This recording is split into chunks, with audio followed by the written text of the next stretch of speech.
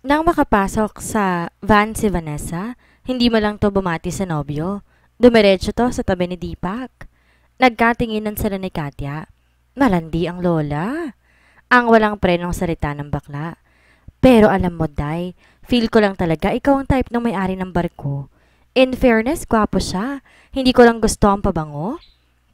Huli na nang maalala niyang makakaintindi pala si Rafat ng Tagalog. Tumingin siya sa likuran. Sakto nga nakikinig to at may pigil ng ngiti sa mga labi. Di problema yan, te. Paliguan mo. Sige pa rin sa pagdadaldal ang transvestite. Siniko niya ito. Gusto mo ba ipatapon tayo sa labas? Naalala din ng bakla na makakaintindi pala si Rafat sa kanilang pinag-uusapan. Rafat, baby, I love you. Tumayo at hinaplos ang lalaking nakaupo sa kanilang likuran. Get lost, Cayetano? Supladong tugon ni Rafat. Tsaka ka, Rafat. Ang baho ng name eh. Napatawa si Deepak. Katya, he is homophobic. Killjoy? Singhal ng bakla kay Rafat, sabay lipat ng atensyon sa gwapong driver. Tawanan silang lahat nang in-interview nito ang lalaki ukol sa sex life nito. Si Vanessa lang yata ang hindi nagpalabas ng halakhak. Vanessa, why don't you laugh with us? Yaya ni Katya. Isang tipid ng ngiti lang ang naging sagot ng Singaporean bago itinutok ang mga mata sa labas ng bintara para tingnan ang tanawin ng rural na India. Ang mga babaeng nakasuot ng sari, ang maliliit na templo at ang pasulpot-sulpot na pamamahay. Ay, ingrata ang lola. Walang prenong bulalas ng bakla. Sabay bigay na masamang tingin sa Singaporean. Sinenyasan niya ito na tumigil. Eksakto 2:00 ng hapon nang dumating sila sa isang maliit na opisina sa gitna ng kakahuyan. Sa gilid ito ay nagpapahinga ang maraming elepante. Pagkalabas sa van, takbuhan kaagad sila ni Katya sa mga elepante para mag-picture taking. Tig-isang elepante ang sinakyan ng 5 magkakasama at may 2 guide na sumama sa kanila. Kapit ako si Mayet sa paghawak sa renda sa takot na mahulog mula sa higanting hayop. Sinundan nila ang agos ng ilog at nang pumaroon na sila sa bandang napakasukal na parte ng wildlife reservation kung saan matatayog at naglalakihang puno ang tumatakip sa langit, may narinig silang ibang tunog. Nakilabot na siya dahil yun na yun. May nakita siyang nilalang na mabilis lumukso mula sa isang kahoy na tumba patago sa isang kahoy.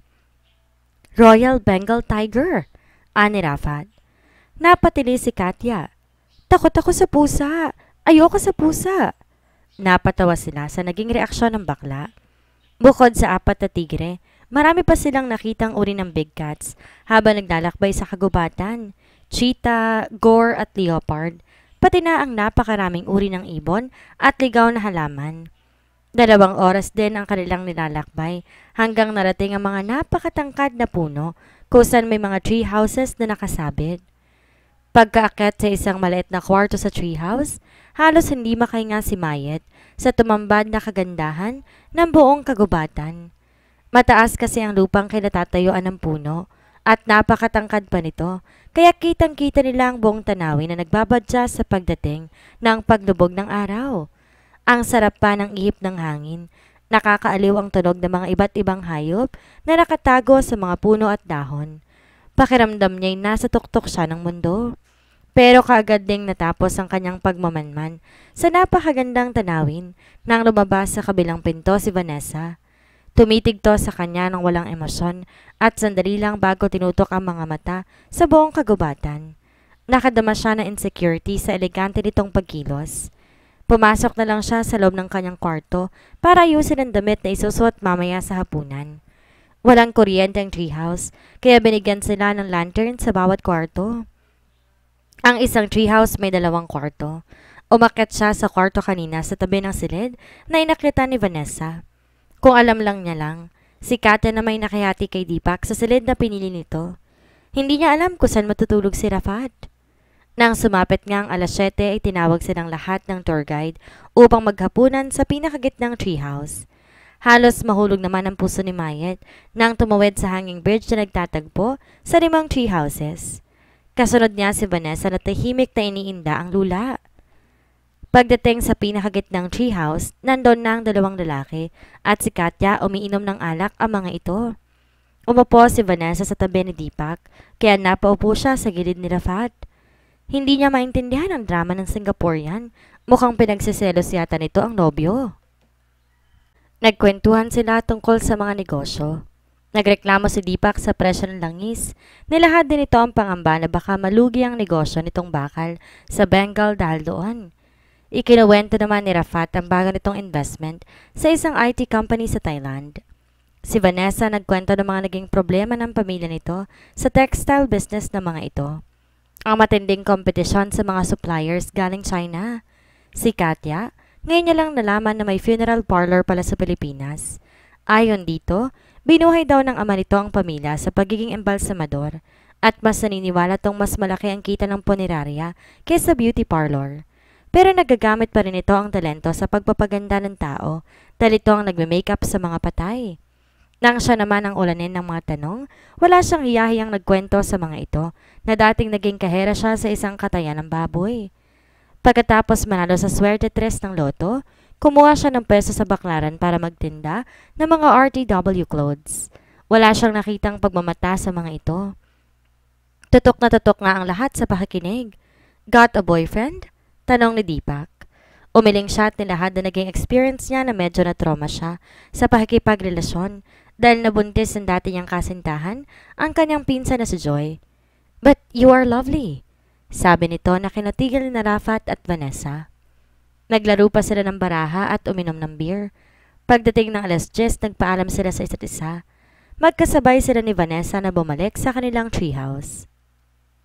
Napagod si Rafat sa biyahe pabalik ng barko, kaya buong maghapon siyang natulog. Nang kinagabihan doon siya nagbabad sa gaming room, kung saan lumalaro ng poker si Deepak kasama ng 2 Hapones at ilang mga kaibigan nilang taga-Bihar. Umupo siya sa tabi nito at sinabi dito, malaki talaga ang hinala niya na si Mayet ang kumuha ng singsing. Oh, come on, man. Give the girl a rest. She's too cute to do that. Anito sabay tapo ng baraha. Hindi na siya umimik. Tutok na tutok siya sa laro nang dumating si Vanessa sa gaming room at umupo ito sa tabi ni Deepak. Ang masahol, naglandian pa ang dalawa sa kanyang harapan. Alam niyang nangaalas si Deepak habang si Vanessa gusto yata ipakita sa kanya na kaya nitong mabuhay wala siya. Bali wala sa kanya ang drama ng mga ito. Pero sana lang naman umarte ang mga to ng ganyan kung sila-sila lang.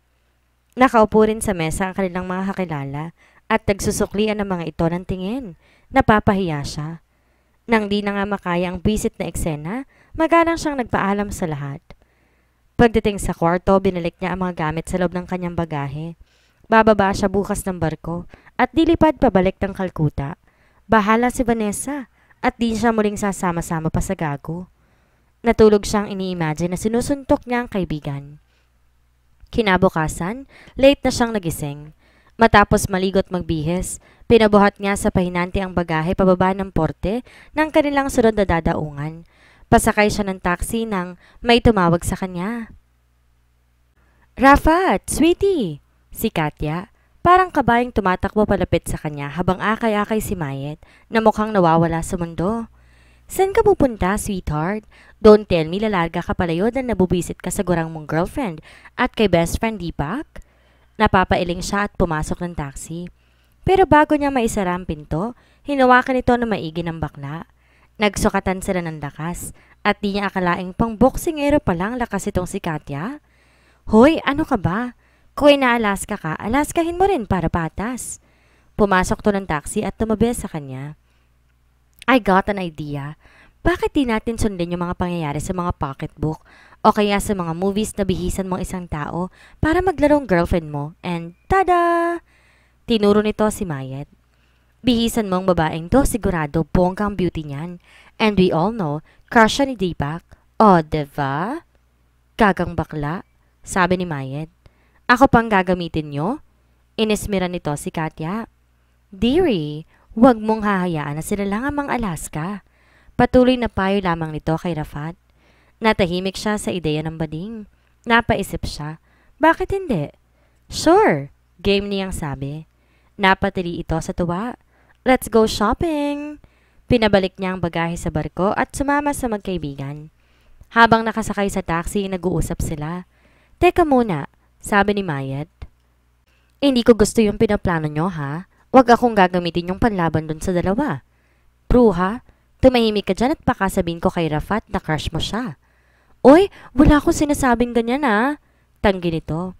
Pinandilatan nito si Katya. Sabi mo gwapo si Rafat at siya ang gusto mo, hindi si Deepak. Gusto mo, bigwasan kita? Laban nito. Ang sabi ko lang naman mas mabango si Rafat. Napangiti siya sa sinabi ng dalaga. Napaismid naman si Mayet. Hindi akong gaganap na girlfriend. Ang dami magagandang babae dito sa India. Ang daming ang beauty queen eh. Bakit di nilang silang tawagan mo, Rafat? Day, sagot ni Katya. Di ba kapag sa labas tayo ng bansa, dapat ang mga Pilipino nagtutulungan? O ayan, kaya nga ako nandito para kay Rafat dahil kalahati ng dugo niya pareho sa dugo ko. At isa pa lahat ng mga bibilhin niya ngayon ay sa'yo mapupunta. Kahit makuba ka pa kakatinda sa baklaran, hindi mo ma-afford ang mga yon. Tsaka? Natahimik si Mayat sa narinig. Siguro sa pagiging Pilipino o sa ano ang mapapasa kanya. Dinala ng binatang magkaibigan sa mga hilera ng butik sa tinayaan ng dalawang pumili ng mga gamit ni Mayet. Atribida ang mga ito. Gusto yata bilhin lahat na makikitang maganda, pero hinayaan lamang ni Rafat. Parang masarap tingnan nang umingiti si Mayet at gumaganda kapag nakasuot ng damit na bagay dito. Binihisan to ng isang baklang Bombay ng pulang damit na lalo pang nagpatingkad sa ganda ng mga balikat at leg nito. Ngunit ayaw ni Mayat dahil nakikita ang hulma ng maliit nitong hinaharap. Pero nakatikim ito ng litanya mula kay Katya dahil napakarami ng insecurities. Hindi na nito pinahubad sa dalaga ang mahabang sundress at shawl. At tinulungan pa niya ang dalawa sa pagbitbit ng 6 na paper bags papunta sa taxi. Ang sunod nilang pinuntahan ay ang spa. Nagbigay ng instruction si Katya sa attendant sa kung anong treatment ang gagawin kay Mayed. Nang paglabas ng dalaga pagkatapos sa 1 oras, ang kinis-kinis na nito. Ang huli nilang pinuntahan ay ang beauty parlor kung saan kinulot at nalagyan ng konting kulay ang hanggang balikat na buhok nito. At nang pabalik na sila sa barko, parang nahihiya siyang tumitig kay Mayed na tahimik na tumitingin sa labas ng bintana ng taxi. Dalawa kasi silang nakaupo sa likod ng sasakyan. Nasa harap ang Katya na nakatulog sa pagod. Napakalaki ng pinagbago ng dalaga sa Mayat na nakasama nila kaninang umaga. Para naging babaeng-babae na ito. Mas naging vulnerable at kaakit-akit. Inihatid niya sa kani-kaniyang kabilang dalawa nang makarating sila sa barko. Sinabihan niya si Mayat na inimbitahan niya ito na maging date sa isang pagtitipon mamaya. Nakatayo si Rafat malapit sa concierge habang hinihintay ang pagdating ni Mayat at Katya para sa kanilang date nang bumaba sina Deepak at Vanessa. Rafat, my friend, sabi ng lalaki sabay bigay sa kanya ng palakaibigang hampas sa braso. Join us. I'm waiting for Mayat, sagot niya. Natigilan to habang nagpalabas ng isang hindi makapaniwalang ngiti si Vanessa. Good luck, Rafat. Anang kaibigan sabay lakad palabas ng entrada ng barko. Naghintay siyang muli para sa pagdating ni Mayet. Ilang sandali pa'y namataan niya. Bumaba sa hagdanan na napakagandang dilag na suot, ang gintong gown na mahaba, ang manggas. Malalim ang gupit ng dibdib. Pakiramdam niya hindi siya nakahinga.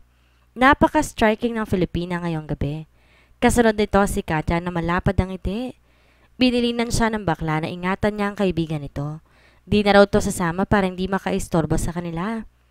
Inalalayan niya si Mayat palabas ng barko. Sumakay sila ng limousine na tinawagan niya kanina para ihatid sila sa palasyo ng pilantropong kaibigan, si Varon Dakshi.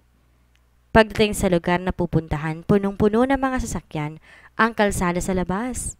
Pinapasok sila ng gwardya na ipakita niya rito ang imbitasyon.